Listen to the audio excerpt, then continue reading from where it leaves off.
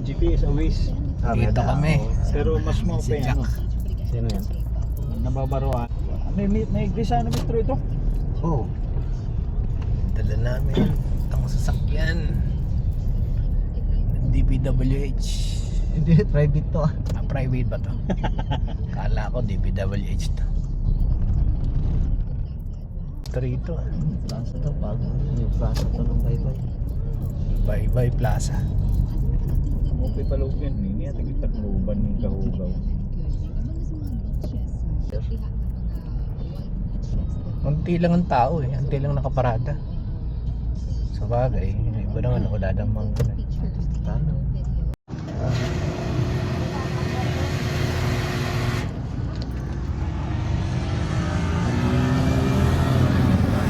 Salamat sa pa-dinner ni Kuya Jack.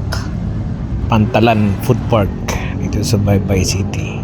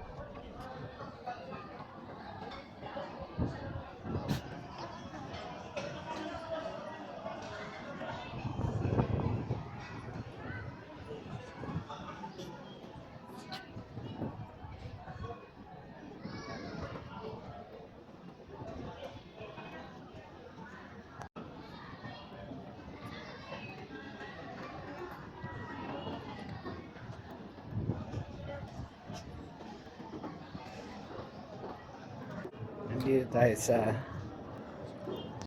Pantalan Food Court Park dito sa Baybay City, Leyte. Maraming masarap na ulam dito, mga barbecue, kadalasan barbecue. Pero order kami ng bangus na inihaw.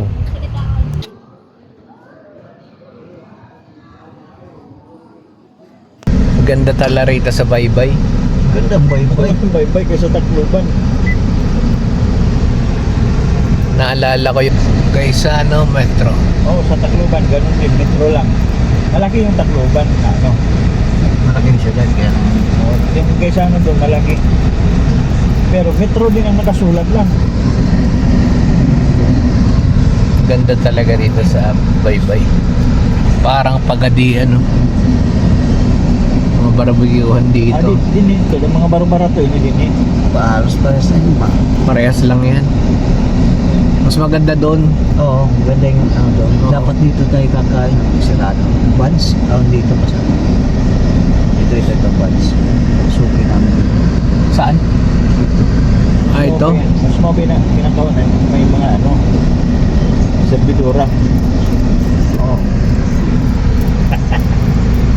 Hindi yung servidoro. DB Mart? Wah, mall to. Parang mall type. SM na to. SM nga. SM mo na dyan sa kabila. Save more, oo. Hindi ka pala tayo na sa. Baybay Central Mall. Dito tayo sa Old Plaza. Ban Roma Amor. Last na kayo na. Sirado. Ano din? May park. May ito park yung sa plaza. simbahan pa. Oo. Anong simbahan yan? Catholic. So si John Paul nababayaan niya. Si John Si John Paul. Siya ang architect dito sa